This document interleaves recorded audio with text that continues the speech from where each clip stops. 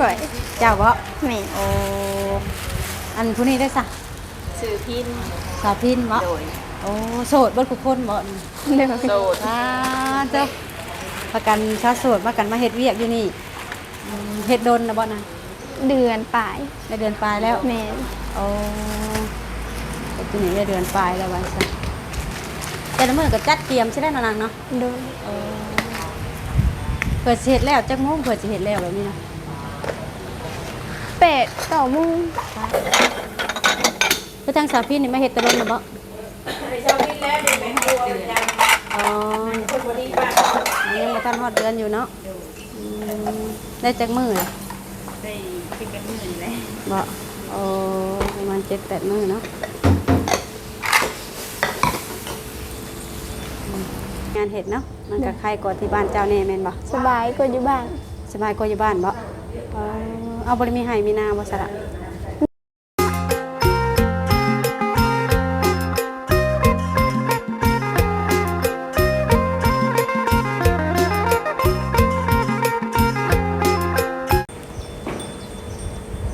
เลยนะพี่น้องเนาะมาเปิดภาพอยู่ในห้านขายกับข้าวบัดนี้พี่น้องเนาะพอดีมา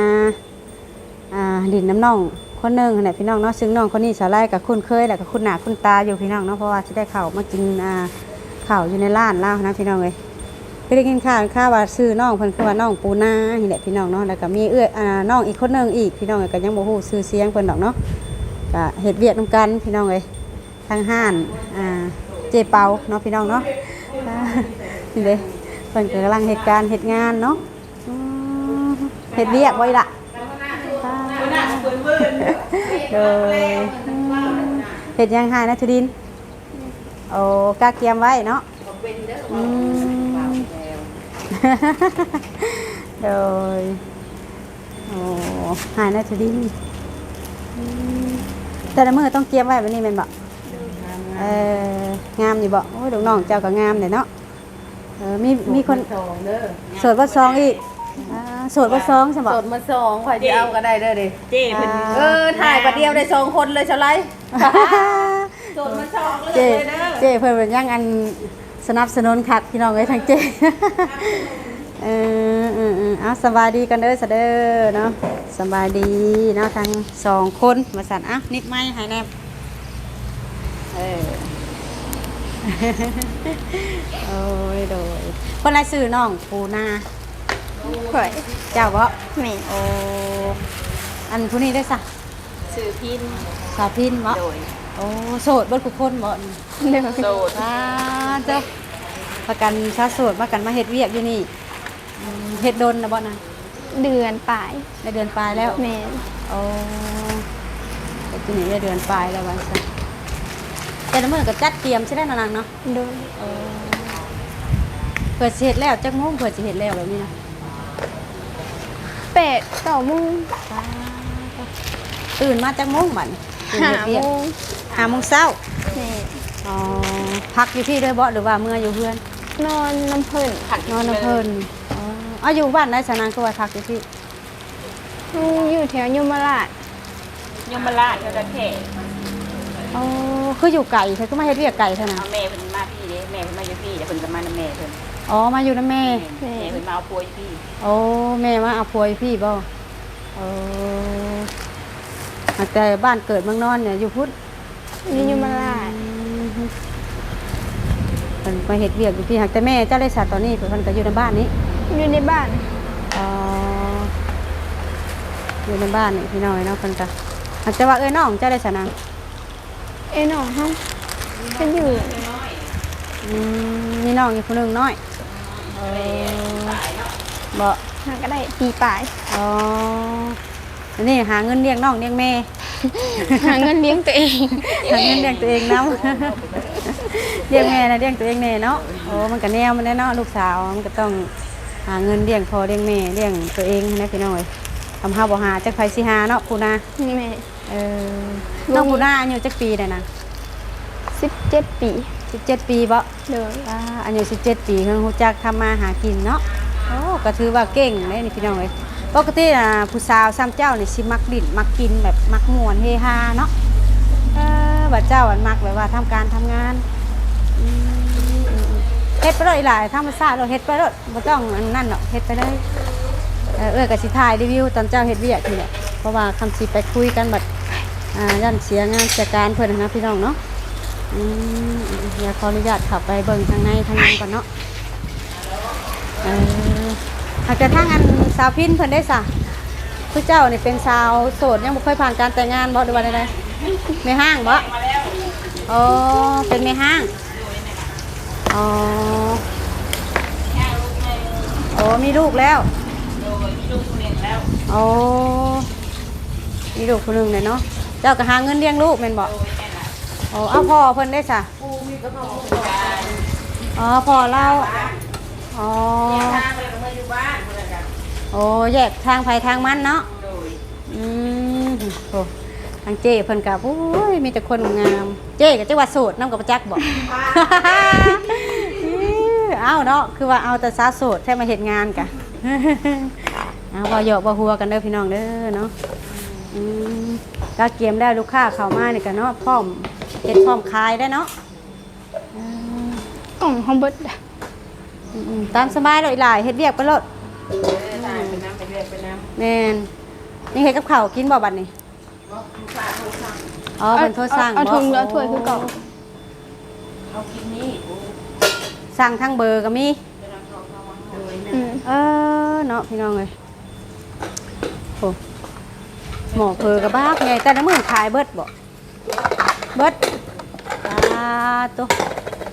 บ่ได้ว่านั่นน่ะสาวขายน้อยผู้สาวขายมันโดดบ่อึดแต่ลูกค้าเนาะลูกค้าหลายเด้ห้านมีแต่ผู้สาวท่านบัดนี้มันคือทางสาวพินบัดอายุจักปีแต่เจ้านะสาวพินสาวไรถ่ายตอนนั้นเปลี่ยนให้ชิ้นยอดวิวดีเลยโอ้กะแม่นมันกะเบิ่งก่อนเนาะมันเพิ่นผู้คนกะสิอยากเบิ่งการเฮาเฮ็ดเวียกเฮ็ดงานไปนำหั่นนะที่ผู้บ่าวบางคนก็อาจสิบ่อยากเบิ่งผู้สาวนั่งอยู่ซื่อก็มีได้แม่ผู้คนก็มักแบบผู้สาวการค้าการขายแบบนี้นะคนเฮามักบ่คือกันเนาะว่าหรือว่าเจ้าสิมักหรือว่าสิผู้บ่าวนั่งกินนอนกินสาวพิน เนาะบ่มีดอกเนาะมันก็ต้องอยากได้คนที่ทำมาหากินเนาะอยากได้น้องปูนาก็สิมักบ่ไปซะ พี่น้องถ่ายรีวิวพี่สาวเพิ่นอยู่ห้านเจเปาพี่น้องเนาะตะกี้คือว่าคนเก่าคนยังก็มีบ่เจ๊เขาไปเบิดแล้วอ๋อต่างคนต่างไปเฮ็ดเวียกภายมันเนาะคือทางสาวพี่นี่มาเฮ็ดตะลนบ่ไปชอบกินแล้วเดี๋ยวไปให้ดูกันอ๋อคนบ่ดีป่ะยังบ่ทันฮอดเดือนอยู่เนาะได้จักมื้อได้คิดเป็นมื้อนี่แหละบ่โอ้ประมาณ 7-8 มื้อเนาะ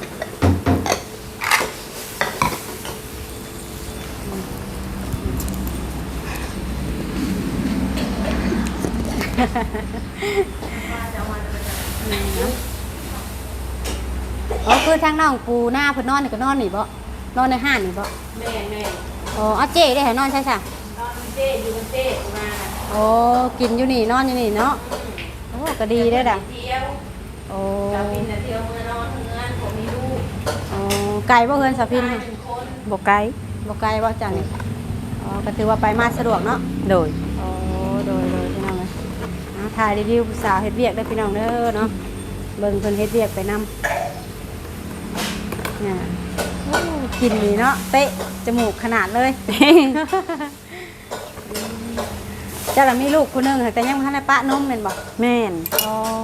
ผู้หญิงหรือผู้ชายผู้ชายบ่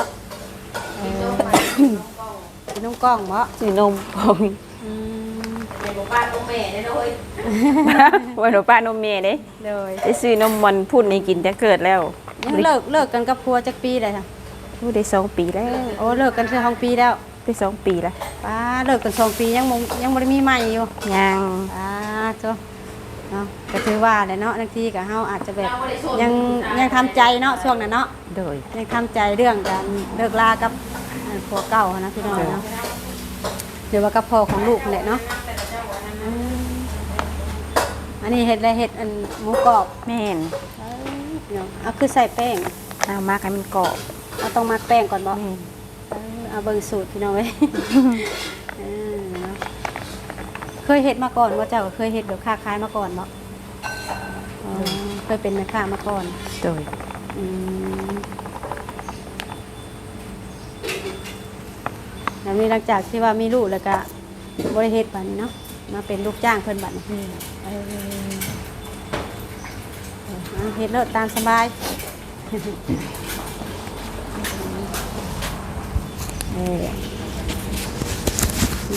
ปเบิ่งอันน้องเพิ่นทอดไข่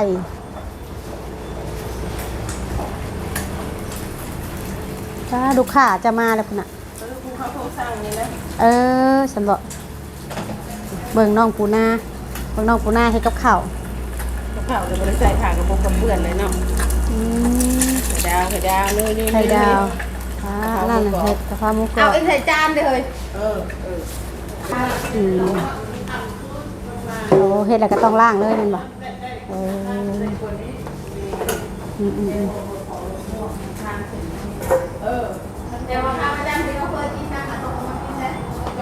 ก็ง่ายก็คือบ่อนี่เป็นเพื่อนครัวนะพี่น้องเนาะเป็นเพื่อนครัวแบบน้องเพิ่นก็กะเคียมแม่นบ่ล่ะกะเคียมเฮ็ดหั่นเฮ็ดนี่เนาะอันนี้ถือว่าเฮ็ดแล้วบ่นี่กะเคียมแล้วมีแต่เตรียมขายอย่างเดียวรอลูกค้าบัดนี้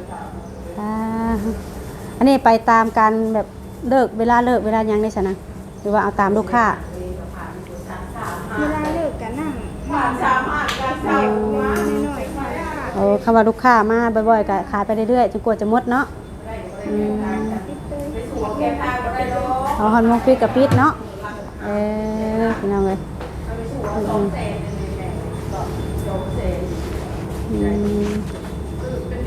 พี่น้องน้องเพิ่นก็ออกคลิปนี่จักเทื่อนะออกคลิปนี่ล่ะ2 เทื่อเนาะ2-3 เทื่อประมาณ2-3 เทื่อเนาะโอ้น้องเพิ่นก็อาจสิแบบยังบ่สิ้นเนาะอีหล่าเนาะก็เลยแบบเพิ่นเคยได้อายบ่สิลงผู้บ่าวเป็นอยู่ว่าสักคือคืนอายแท้เลยทางลูกค้าเพิ่นก็กำลังทยอยเข้ามาพี่น้องเนาะเพราะว่าตอนนี้ก็ยังเช้าอยู่เนาะอีหล่าเนาะปกติน่ะประมาณ 8-9 โมงหรือว่า 10 โมงเนาะลูกค้าจะสิเข้ามาเรื่อยๆเนาะ11 โมงใกล้เที่ยงแม่นบ่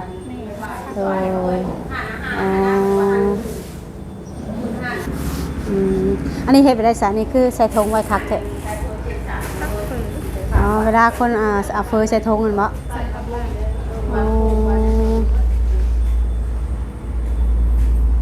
ถือว่าลูกค้าก็เริ่มทยอยเข้ามาแล้วพี่น้องเพราะว่ามันสวยแล้วนะมานำกันบ่นี่น่ะเพิ่นมานำกันเนาะ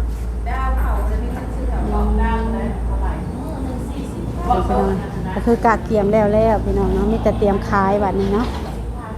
เพิ่นแบบว่าแบบเป็นนี่เพิ่นให้เป็นเดือนบ่เดือนเท่าไหร่นะเดือน2 ล้านก็ดีเนาะยังว่าได้กินอยู่เพิ่นเนาะหลังจากข้าวมาแล้วนะครับเงินเดือนจักเทื่อแหละหาก็ได้เทื่อนึงโอ้ได้เฮ็ดได้ฝากไปให้แม่บ่หรือว่าเก็บไว้เองเก็บไว้ให้แม่เก็บไว้ให้โดยพี่น้องเก็บไว้แล้วตัวเองครึ่งนึงให้แม่ครึ่งนึงโดยเอาได้เจ้าบ่ได้มื้อนอนอยู่นำแม่ว่าถ้าไกลบ่คือบ้านแม่เจ้าจากก่อนทำงานเข้าไปในนี้หากเป็นยังคือบ่ไปอยู่นำแม่ซะล่ะ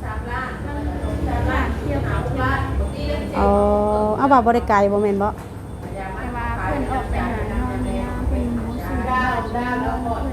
เพิ่นบ่ได้คอยอยู่เฮือนเพิ่นนอนอยู่ไห้อยู่นาหรือว่าแบบว่าง่ายคือเจ้านี่ก็พ่อที่อยู่ในนี่ก็เป็นพ่อเลี้ยงเนาะเจ้าก็เลยบ่อยากไปรบกวนน้ำแน่เกรงใจบ่อีหล่ะหรือว่าใดๆแม่จะเอาผัวใหม่มาจากปีเด้ยังบ่ทันได้มีลูกกันติมีผู้นึงโดยแล้ววันนี้คือทางบ้านเจ้าเด้อบ้านตรงที่เจ้ามาน่ะบ่มีใครอยู่บ่เดี๋ยวนี้มีแม่เฒ่าพ่อเฒ่าใครสิอยู่นำเพิ่นตอนนี้นะลูกสาวเพิ่นผู้หนึ่งเจ้าก็เลยมาเฮ็ดเวียกใกล้แม่พี่นี่พี่น้องเอ้ยว่าง่ายกับน้องปูนาเพิ่นนี่ก็มาเฮ็ดเวียกอยู่พี่อยู่พุ่นน่ะเวียกงานมันบ่มีเฮ็ดบ่หรือว่าใดๆบ่มีบ่ อ๋อโดยถ้าเป็นไปได้เนาะเฮ็ดเวียกอยู่พี่ก็ถ้ามีคนมาคนฮักก็สั่งครอบครัวอิหยังอยู่พี่เลยก็ได้แม่นบ่ นี่ เอ๊ะ สั่งนี่พี่เลย เพราะว่าอยู่พี่มันก็มีเวียกมีงานเฮ็ดเนาะมันก็คล้ายกว่าที่บ้านเจ้าแน่แม่นบ่ สบายกว่าอยู่บ้าน สบายกว่าอยู่บ้านบ่เอาบ่ได้มีไห้มีนาบ่ซะละ มี มีบ่เพิ่นจะเป็นคนเฮ็ด เขาไม่เท่าเพราะเท่า เอาโดยหากแต่แม่เจ้าน่ะมาเอาผัวใหม่อยู่พี่ก็มาเฮ็ดหน้ากับผัวใหม่อยู่พี่ แม่ เอ อยู่พี่เลย โดยเนาะทางน้องเพิ่นก็คือว่าเลยเนาะอยู่กับร้านอาหารพี่น้องก็จะม่อมแม่มแน่แม่นบ่ยังบ่ได้อาบน้ำแต่งตัวพี่ใด น้องเพิ่นเฮ็ดเวียกก็เลยถ่ายบรรยากาศให้ทาง FC เบิ่งว่าการเฮ็ดเวียกนี่ก็การเฮ็ดเวียกนี่มันก็เป็นได้ล่ะเมื่อยบ่หรือว่าได้เมื่อยอยู่บ่เฮ็ดเวียกจังมื้อก็เมื่อยอยู่เนาะก็เมื่อยเป็นช่วงบ่ เมื่อเป็นส่วน เมื่อยเป็นช่วงเนาะโอ้โดยอันนี้ก็ถือว่ากะเขียมไว้อันนายทุดินนี่จะหายเฮ็ดไปได้สละคือหายไว้เฮ็ดไปได้ หายไว้ใส่ถุงต่ำเวลาลูกค้ามาสั่งต่ อ๋อมีตำขายน้ ำแม่ ำโอ้ใครเป็นคนตำเจ้าบ่เจ๊ ไอ้ทอง อ๋อเอ้ยเพิ่นฮะโด แล้วก็ ย เจ๊ อืมแล้ววันนี้เจ้าก็ฮู้จักกันบ่กับอันเอ้ยพินนี่หรือว่ามาฮู้จักกันในร้านอาหารนี่ หาก็มารู้จักกันในร้าน อ๋อถือว่าที่ผ่านมาก็บ่ได้ฮู้จักกัน ก็หูอยู่แต่ว่าบ่ได้สนิท อ๋อเนาะก็ถือว่าเพิ่นก็เป็นผู้สาวที่แบบว่ามีอายุแน่อยู่นี่เนาะก็เป็นผู้ใหญ่แน่พี่น้องเลยหากแต่เจ้าน่ะมาอยู่ก่อนลาวแม่นบ่ อยู่ก่อนเราแล้วหาก็มาได้ทิศหนึ่ง โอ้หากแต่เจ้าอยู่ได้เดือนหนึงแล้ว เดือนปลาย บ่พี่น้องเลยแล้วเป็นนี่ได้ชาหลังจากที่ว่ามีคนมาถ่ายคลิปอีหยังเจ้ามีแบบการมีคนคุยคนลมแล้ว ก็มีคนติดต่ออยู่แต่ว่าเขาอยากได้แอป แต่ว่าเฮาบ่มีแอป อ๋ออยากชวนไลน์น่ะเขาอยากได้แอปอ๋อเจ้าเฮ็ดจังซั่นซุมื้อดินแบบใดซะ หนึ่งเฟซหนึ่งแต่เฟซ ดินแต่เฟซบ่ได้มีไลน์มีหยังเนาะ เครื่องนี่แหละมันสิตั้งยากแล้วเฮาหาเงินเก็บเงินซื้อเครื่องใหม่ โอ้ ตั้งมันจะง่าย ก็คือน้องปูหน้านี่ฮะตอนนี้เนี่ยกำลังทำงานเก็บเงินจะซื้อโทรศัพท์ใหม่ นี่ โอ้แต่เครื่องเก่าก็ใช้ได้อยู่แต่มันตั้งแบบตัวที่เราต้องการบ่ได้ มัน เอ่อย าก มันดินยากแมันบ่ นี่ อักแต่เฟซนี่ดินได้เนาะอักแต่ว่าทั้งแอปทั้งไลน์นี่ดินบ่ได้แม่นบ่ ยังบ่ได้เฮียนลิ้นแอปนะ โอ้ยังบ่ได้เรียนดิน มาอยู่ยังบ่เคยลิ้น อ๋อถือว่าน้องนี่ก็ยังดินโทรศัพท์บ่เก่งบ่หรือว่าใด ยังบ่เก่งบันไดเลย ถือว่าน้องเพิ่นก็สิเอาว่าง่ายๆก็น้องเพิ่นน่ะตั้งใจใส่กับงานเจ้บ่ได้คอยแบบอยากซุ่มซิมกับโทรศัพท์ปานใดเนาะผู้จักเฮาอีกบ่โอ้ลูกค้าก็แซวพี่น้องเอ้ยโอ้เจ้ก็เจ้ใจดีเจ้ก็เข้าใจลูกน้องขนาด เข้า เนาะ ใจ โอ้เข้าใจเลย สนับสนุนโดย สนับสนุน แมลงจะพาไปซื้อสติ๊กทางามๆอีก น เป็นงาม บ่โดยอันนี้ก็งามอยู่เนาะอีหลานงามแบบธรรมชาติเนาะ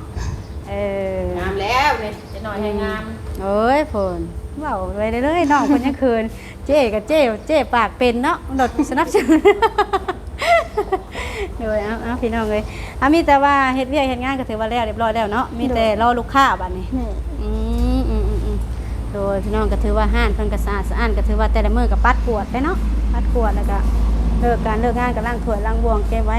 เขานอนอยู่นี่แม่นบ่ เด้อ โดยพี่น้องเจ้เพิ่นก็นอนอยู่นี่น้องเพิ่นก็นอนอยู่นี่ เจ๊เราเมื่อนอนบ้าน เจ้บ่นอนบ้านเรา เมื่อนอนเฮือนเรา หากแต่เจ้านอนอยู่ในห้านนี้เนาะ นอนผู้เดียว บัดสาวพินบัดกลับบ้านสาวพินเนาะเอาไผสิเอาลูกเจ้าสาวพินแม่บ่โอ้